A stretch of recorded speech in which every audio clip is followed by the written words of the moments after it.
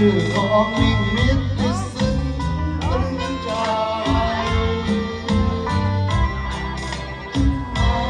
ลายเส้นหัวใจเต็มวันไหวสอนรักปักใจที่ละแอวแก้ว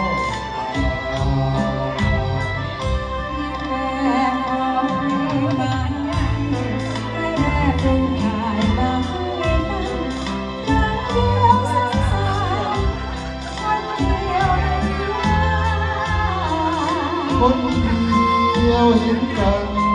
ฝันถึงเสียร้อยหนกว่าจะนำฟ้าประหาร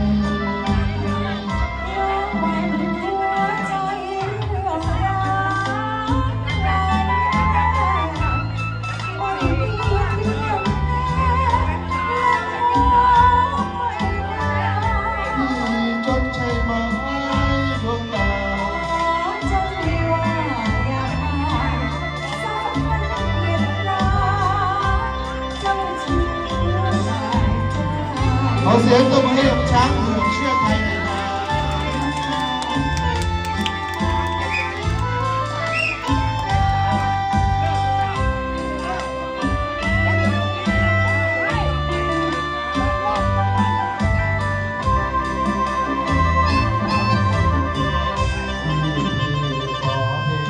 ฟังเลยเพราะเป็นยาวกว่า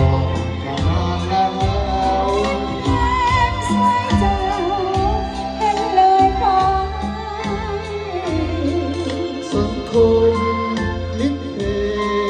คืนเคงขอมาขอไปสักวันต้องเหลือใจไม่มีเธอไปรักนาขอให้เสียงเพลงสื่อรักสักสิ่ง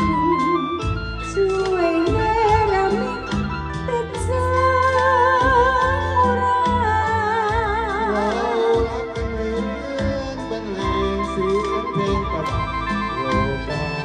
รักกันคู่ว่า